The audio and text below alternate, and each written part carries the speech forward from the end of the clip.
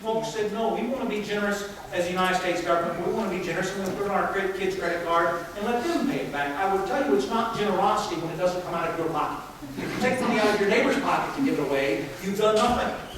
You've done nothing. We have to take it out of our pocket to give it away. But even in these tough budget times, with this kind of acknowledgement of our problem on both sides of the aisle, we couldn't get that passed in Washington, D.C. This is the Washington Post. I don't put this up to pick on the Senate. I'm actually thrilled the Senate has passed a budget for the first time in 4 years. I think it's magnificent. I don't think they would have done it. We passed a bill in the House called No Budget, No Pay. It said if you don't pass a budget this year, you're not going to get paid. They had a tough time voting against that. Turns out their constituents agreed with them on that. The President signed that bill. If they didn't pass the budget, they weren't going to get paid. They had finally passed the budget first time in 4 years. And this is what the Washington Post says about that budget. The Washington Post is certainly no conservative rag. It says, partisan in tone and complacent in substance, it scores points against Republicans and reassures the party's liberal base, but deepens the senators' commitment to an unsustainable policy agenda. I'll cut to the bottom. In short, this document gives voters no reason to believe Democrats have a viable plan or even a responsible public assessment of the country's long-term fiscal predicament. Read alongside the GOP's own partisan outline, it leaves only a faint hope that sensible members of both parties, together with Mr. Obama, might meet in the serious middle. Stop campaigning. These people came here because we had problems. We understand the budget concerns. I come to your meetings all the time. If you'll give me 2 more slides, Miss, I'm going to take all the questions in the room, but I'll share with you. I'm not here to campaign, and I have no interest in campaigning. And that is a trust problem that we have. You know, as I sat through the President's Day of the Union, I thought the very same thing. And I think if we visited, I think the President would say, no, I'm not campaigning. I'm laying out a policy agenda. But to be clear, what a campaign is a battle over ideas. And we've got to come to agreement on what our ideas are. And I tell you, it is, I don't share this with you to pick on the Senate. I share this with you so that you understand the breadth of the divide that we're trying to create. I don't want you to think, folks, you're just twittering away your dollars in Washington, D.C., not trying. The gap is broad, and we're trying to cut through those. Wall Street Journal gives a very similar assessment. But I want you to see this. Middle paragraph. Total outlays rise 5.7 trillion over the next decade. About 5% increase a year. 5% increase a year. Paul Ryan's budget would increase spending by 3.4% a year.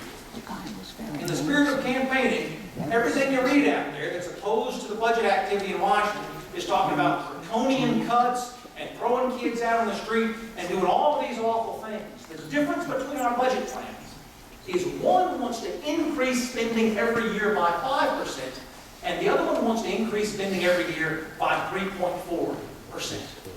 It's just a matter of priorities and where folks want to spend those dollars. These next 3 slides are just about why it matters. Right? This isn't an exercise in math. This is an exercise in the idea that is America.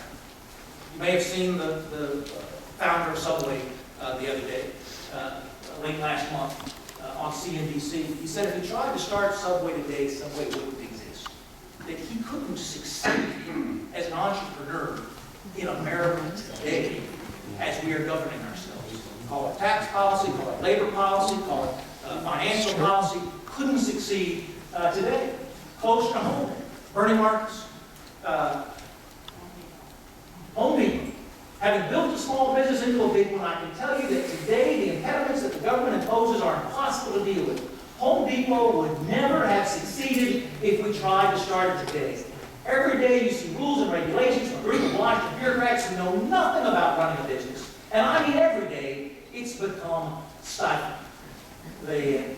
And one of the co-founders of Home Depot, these were separate incidents. This was actually an open letter to President Obama that Kim wrote in 2010. He said, if we try to start Home Depot today under the kinds of onerous regulatory controls that you have advocated, Kim letter to the President, it's a stone-cold certainty that our business would never get off the ground, much less thrive.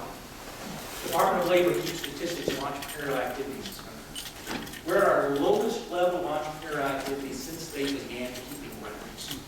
Not the lowest level of people succeeding, but the lowest level of people thriving. When you get to Washington, D.C., things become Republican this and Democrat that. It becomes very divisive. We talk about big issues that impact 310 million Americans. When we bring those issues back down to our level, there's not one of you in this room that does not want your son or daughter to thrive economically. There's not one of you in this room that doesn't want your neighbor to be able to successfully create a business and run that business. There's one of you in this room that doesn't want to see our community succeed and our tax base go up so that our schools are funded and have all the equipment that they could possibly need to give our kids a world-class education. The reason we talk about bringing these decisions back home locally is because of the trust factor that is absent in Washington, D.C., that is present in our churches and our civic clubs here.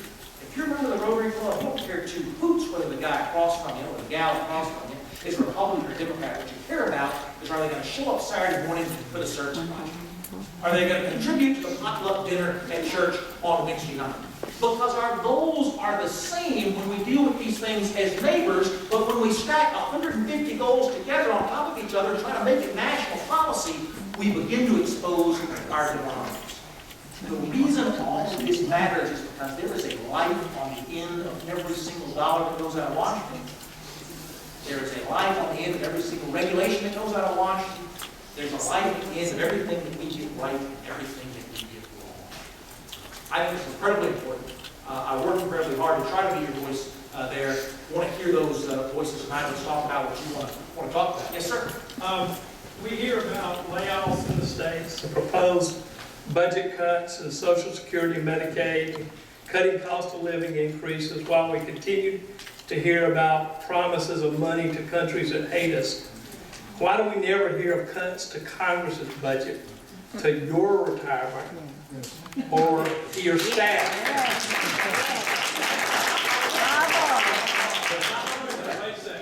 I feel like if Congress had to be a part of Social Security and Medicare and live under the laws you pass, these issues would be fixed this term. I love it. The reason I love this question is because I just won election in November 2010, and my mother sends me that email. She says, Rob, I heard that you're going to serve a week and you're going to get a pension for life. And I heard you get this special health care system the rest of us can't get. And I hear this. I raised you better than that, Rob. You better change those things. None of that is true. I do pay into Social Security, as does every Congressman, every week.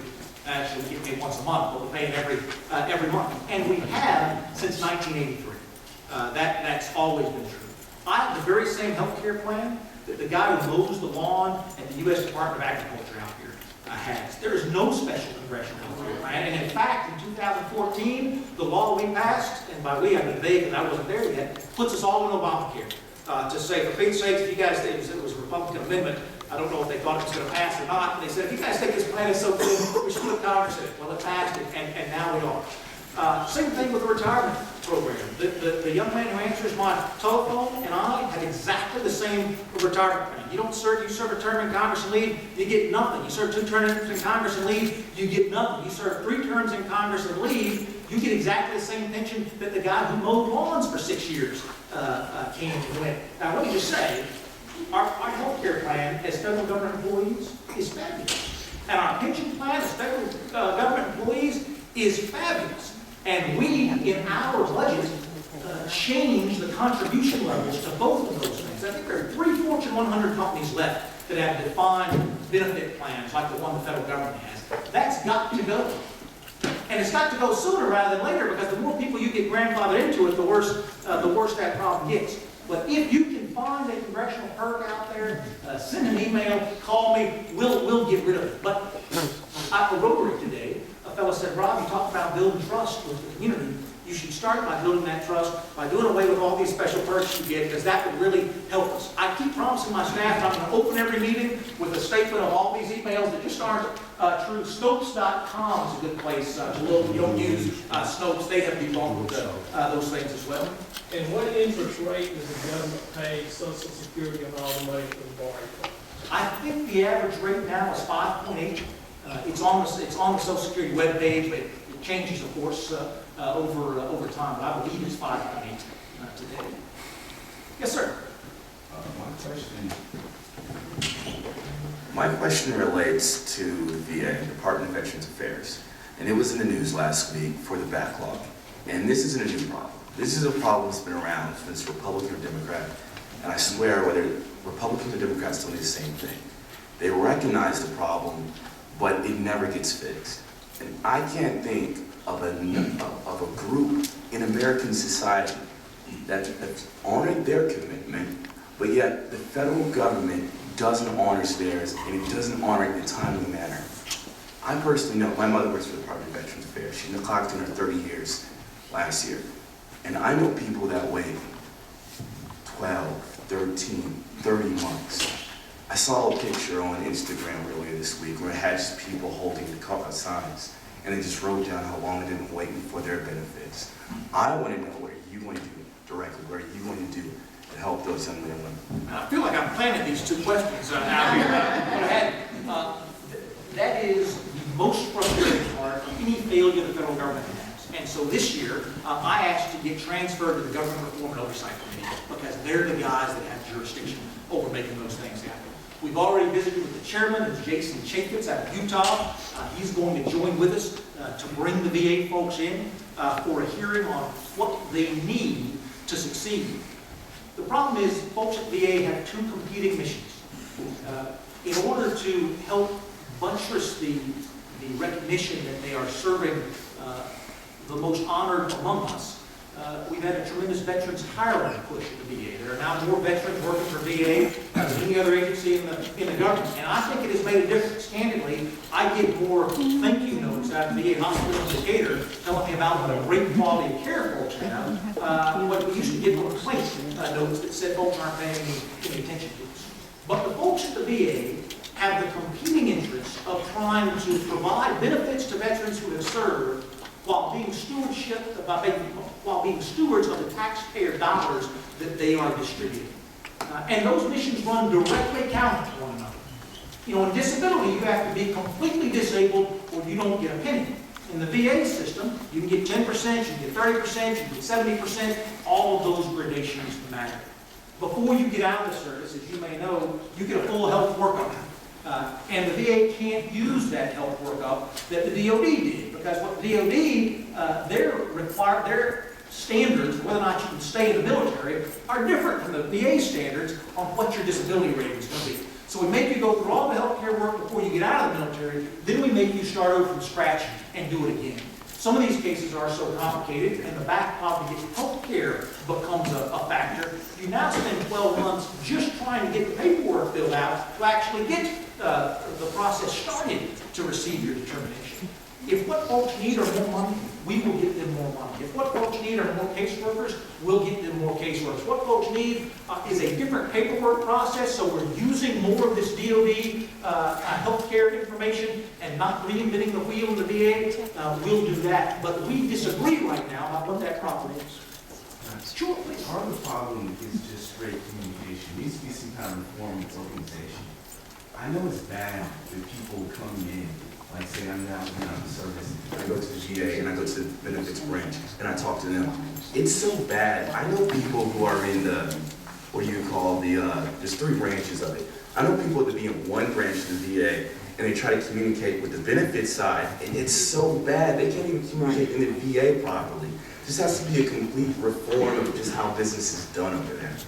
You know, you go back 20 years, if we were talking in 1995, we'd be talking about doing away with the VA. There were serious discussions about how the need for the VA was passing us, and we were just going to roll all this into DOD and be done with it. Clearly, we're on the other end of that spectrum today.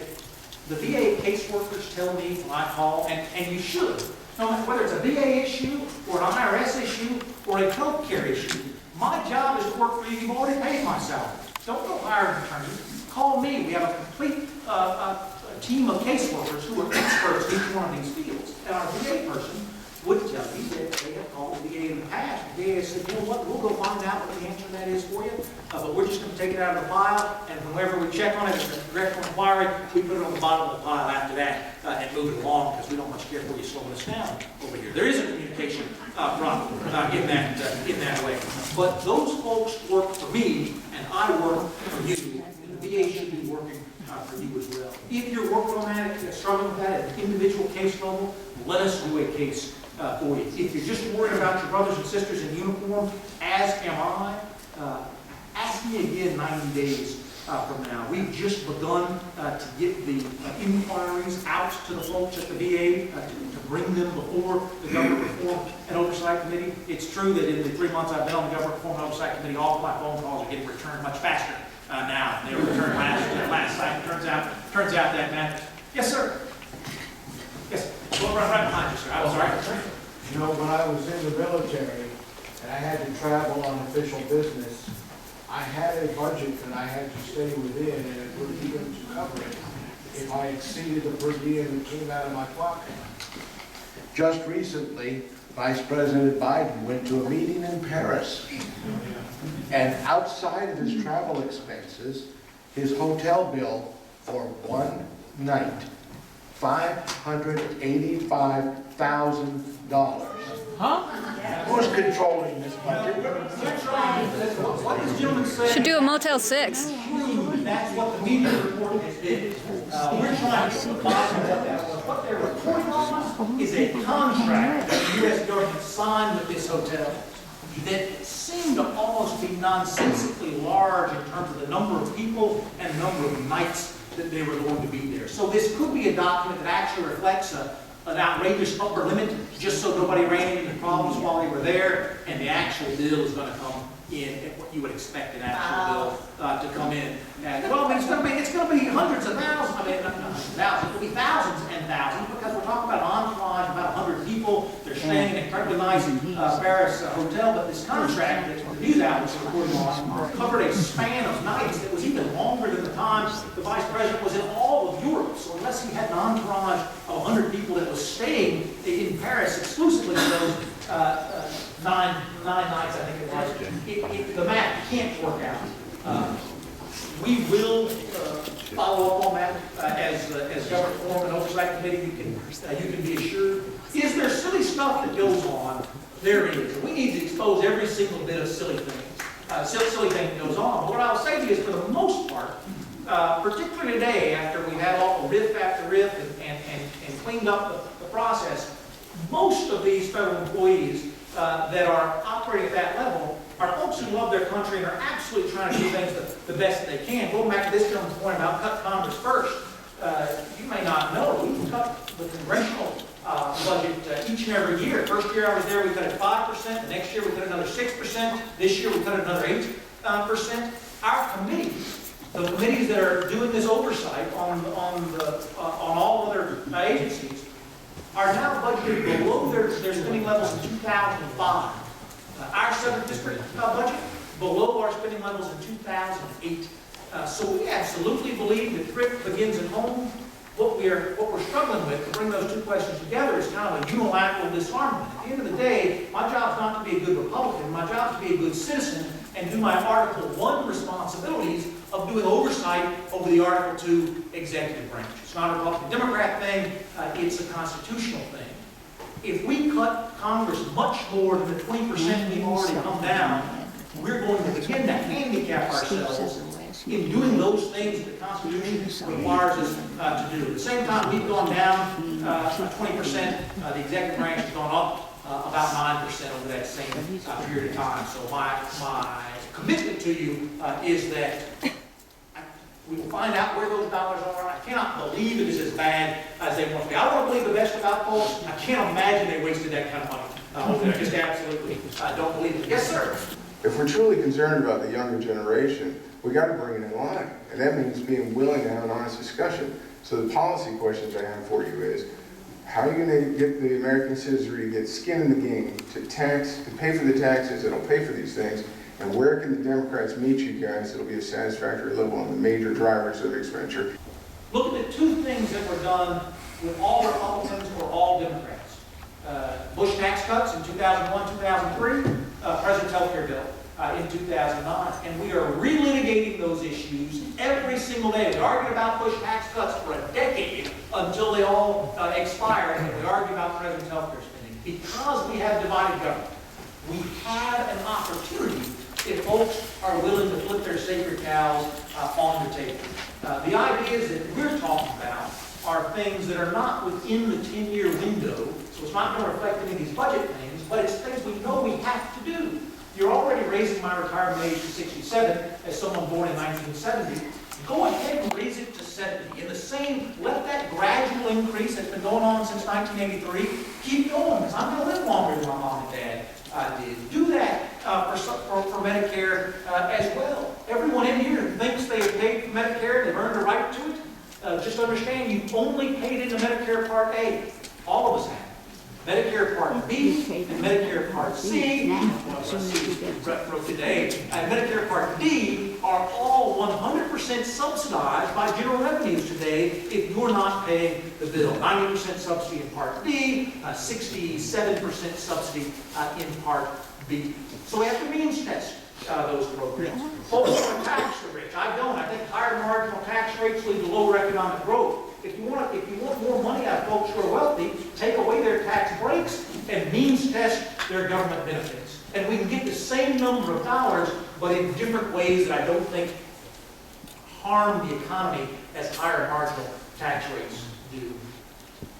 We're going to find out in the next 6 months. I can't tell because Washington makes you cynical. The president's been doing a lot of reaching out over the last 3 or 4 weeks. His approval ratings were in free fall before that. I can't tell if what he decided was, folks want me to work with these guys, and so I'm going to really work hard for that middle ground, because he's going to have to do some dragging on his side, just like John Boehner's going to have to do some dragging on our side, or if he's not prepared to do those things. Listen to the State of the Union speech. It's not clear to me where he is, but there's really nothing that I wouldn't do. There's almost nothing short of constitutional liberties that I wouldn't trade away to get us out of this hamster wheel of everything going bankrupt every day, putting it on a sustainable path, and then getting on about the real business of governing the most powerful nation in the world. It gives me no joy to be chairman of 2 different budget committees and serving on a third. We know the dials that we have to turn to make this happen. There aren't many of them.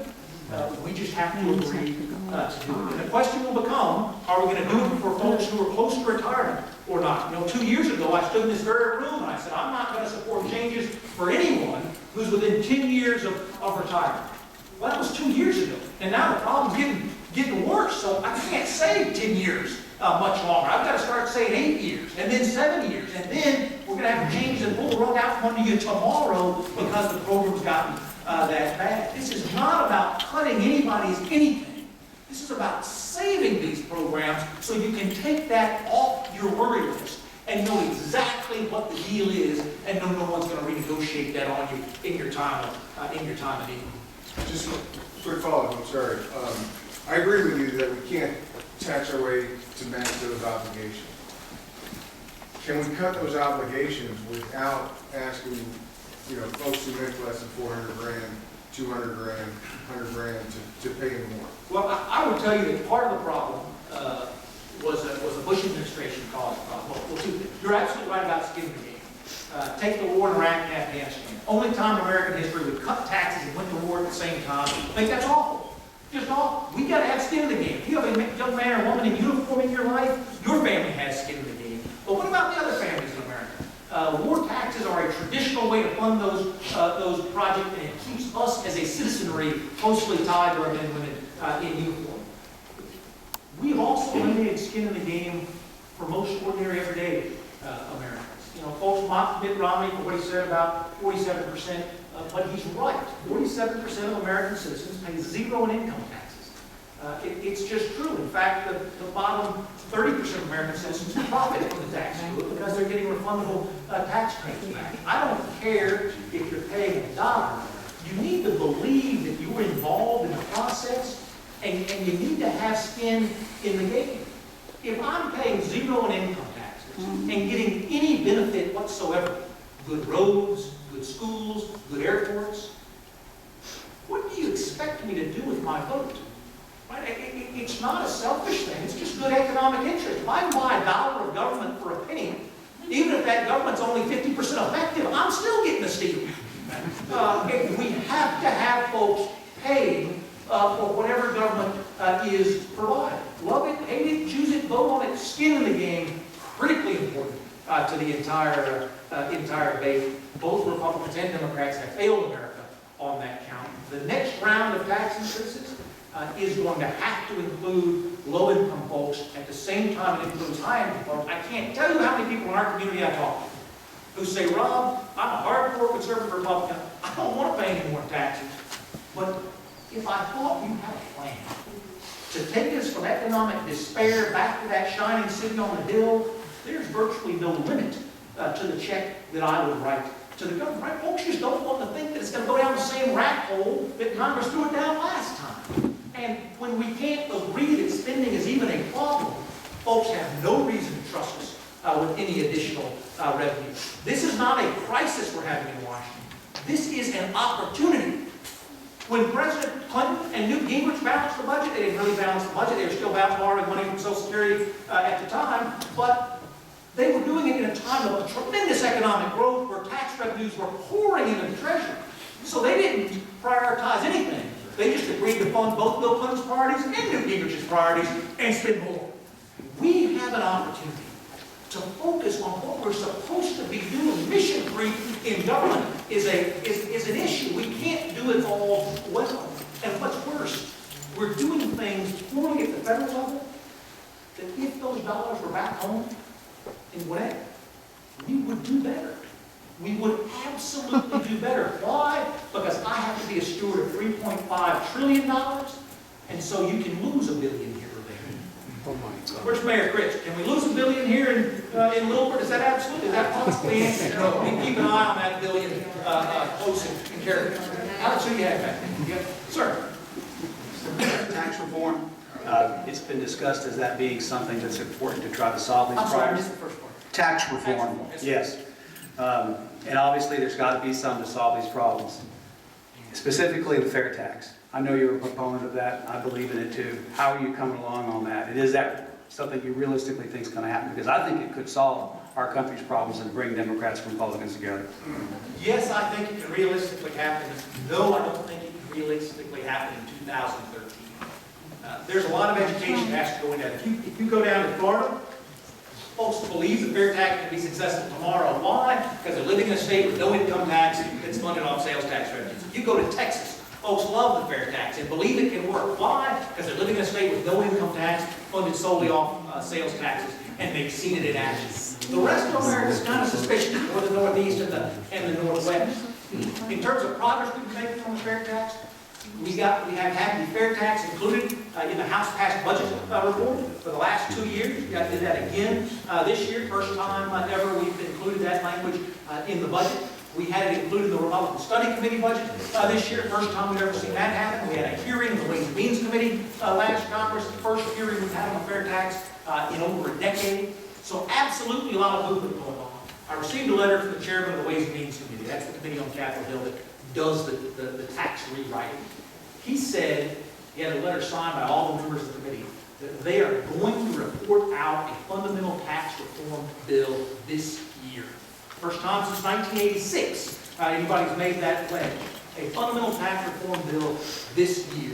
As I read the tea leaves, they're going to try to fiddle with some deductions and exemptions. They're going to try to bring marginal rates down for corporations to 25%. Crush our brackets down to a two-bracket system, what I would call traditional 1986 style fundamental reform. Is that going to be easy? No, it's not. It destroyed the commercial real estate industry in 1986. There are going to be a lot of other industries that are depending on the tax code today that are going to get destroyed if we push this bill forward. But we've been talking about it for too long. Folks don't like to put the ideas down. As soon as you put the ideas down on paper, all the special interests come out and tell you why that's a bad plan. There's not one line of our complicated tax code that doesn't have a supporter somewhere in Washington, D.C. They don't get there by accident. They get there because someone desperately wants them there. Committee chairman says we will pass a fundamental tax reform bill in this calendar year. I'm going to hold him to his word on that. He said he would include the fair tax as part of that debate, which means we would get the first vote on the fair tax that we have, that would have ever been had since its introduction. So I'm excited about where that's headed. More co-sponsors in support of the fair tax today than ever before at this time of the year. So tremendous support on both sides of the Capitol, not because I'm so charismatic, but because the American people are pushing their members of Congress and their senators to get on board, and they are. Sir. Good evening, Congressman. Good evening. My name is Brad Hubbard, and I have a question for you, Congressman. Recently, you voted for the sequestering in the Rhyme budget, okay? And that sequestering have a direct impact on middle-class Georgians. And the impact is that it has an impact on the Head Start program, the Pell Grant, the Medicare, Medicaid. Why in the world that you, when you vote on a project, that you could not vote to have the big corporation pay their fair tax and close the loopholes that exist in that situation? The reason I'm asking is because I'm sure you want to be congressman of all the peoples in Georgia. And when you have an impact on the Head Start, we're trying to get the kids started. That's their beginning point. It has a devastating impact on them. And the Medicare, I went to the doctor yesterday, got a prescription filled, $100. If I had not had Medicare, I couldn't have afforded the medication. So I would be probably at home sick today. So that have a direct impact on whether you're able to even move around and survive. And I understand your rationale for saying that if you tax corporate America, it has an impact on jobs. But if you tax middle class and put that, it has an impact on their life and their living. Even the ability to put food on the table, Congressman. You understand what I'm saying? No question. Yeah, okay. So, Let me answer this. We always say folks are entitled to their own opinion, but we got to agree on the facts ahead of time. Just to be fair, sequester has no impact on Medicaid. Sequester has zero impact on Medicare. Sequester only affects the 1/3 of the budget that they call discretionary spending. That's the Department of Agriculture, the EPA. Department of Agriculture happens to do the food stamp program, which gets tied into some of the Head Start money coming out of the Department of Education as well. Here's my question to you. I agree with you about the importance of some of these programs. If these programs are important, if educating, if getting our young people started early, and of course the President in his State of the Union address recognized the successes Georgia was having in terms of getting folks in school early, investing in folks early. Why wouldn't you and I fund that with our tax dollar here in Georgia and make it happen? Instead of sending our same tax dollar to Washington, D.C., where some of it's going to get shaved off the top, where someone else is going to come up with some regulations that you and I don't necessarily agree with, that don't work so well in our part of the world. What is special about the positive role the federal government plays that it's doing things you and I couldn't do back home here? Because part of what's happening in sequester is a prioritization thing. They looked over at TSA, they said they have one supervisor for every 3 folks who were checking x-ray machines. When they got around to talking about the sequester, it turned out the superfluous people in there were the guys checking the x-ray machines. So now you have one supervisor and one person checking the x-ray machines. I'd say that's probably not the right prioritization. Probably we have too many supervisors and not enough folks checking the x-ray machines. But as government folks who are getting your money from you every month, we don't take the time to squeeze out the nickels that can be squeezed until we're forced to do it. We all think we need every penny that comes into our accounts.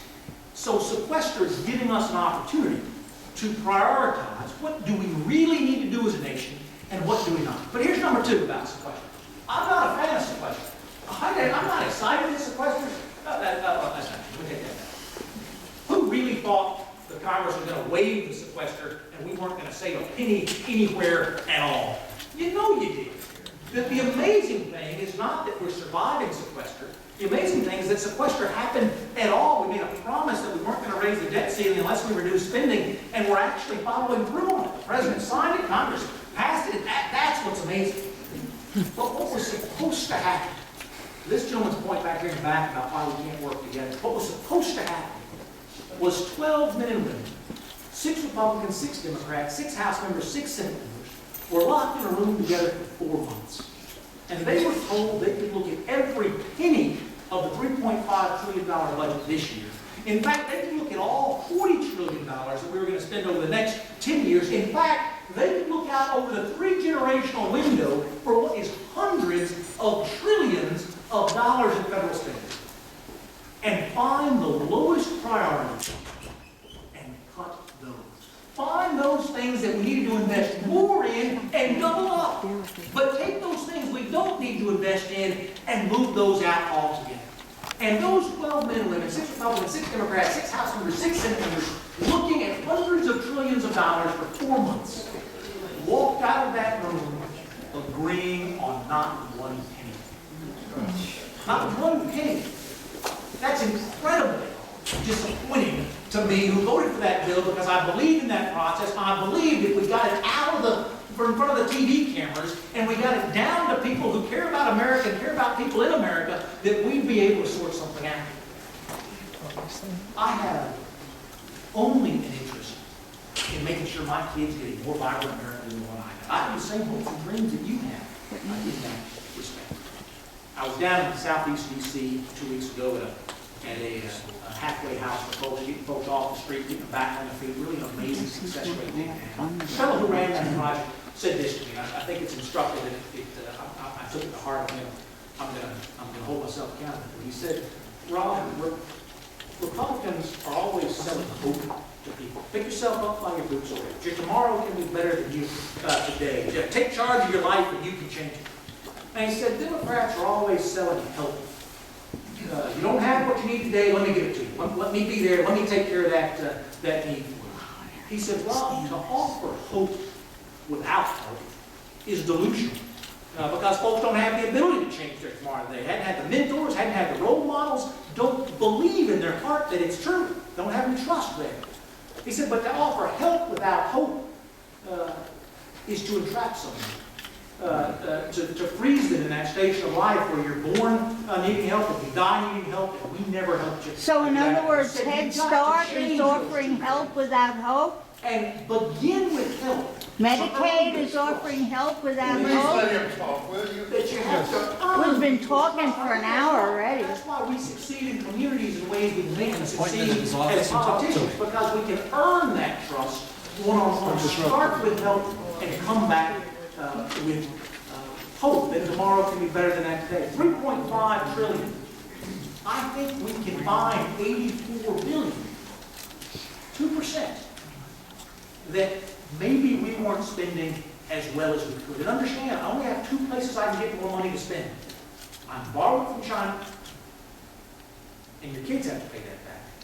Or I can take it out of your pocket today as taxes. That's why it's important to have skin in the game. If what we all say is, Rob, this is an important priority, take it out of my pocket in taxes, let's do it. It's a republic. We're supposed to be the deciders of our own destiny. What we can't have happening, though, is folks deciding that we're going to take the money out of somebody else's pocket. Closing loopholes. First time since 1986, sir, we're going to move fundamental tax reform. These fellows want to move the tax rates down to 25% in a revenue-neutral way. There is no mathematical way possible to do that without shutting down every single deduction, exception, exemption in the code. So you're going to see some loopholes. So you may find some that you thought were important tax credits for your family. You may find someone else called that a loophole. It's disappeared. But those things are going to collapse. The other way to deal with these bring the job back to America. Just to be clear, and I want to be respectful of your time. I'm happy to stick around. I answer all the questions folks want to ask. You can visit my webpage and send an email. I'll answer it that way. But what this gentleman said is incredibly important. He said, number one, we need to bring the job back to America. And number two, he said, and we need to stop letting corporations not pay their fair share. That is exactly the predicament Washington's in. Well, Congressman, why don't companies want to come back to America? And when they get here, I want to make sure they're taxed even more. We have the highest corporate tax rate in the world. We have the highest corporate tax rate in the world. Bar none. Japan, you forward there. You're up there tied with them for 1 and 2. Highest in the world. The reason I'm not a fan of corporate taxes, right? What a great political platform that would be. Attention American people. I'm going to abolish your tax burden altogether, and I'm going to ask Coca-Cola, Home Depot, and Walmart to pay it all. You're free.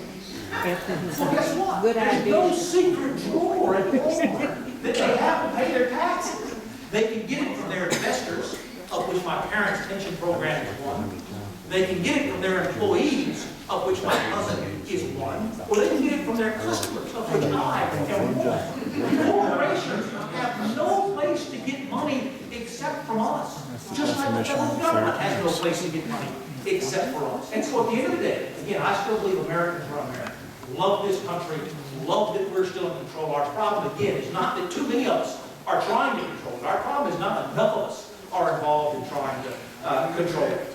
We can set whatever priorities we as the American people want to set.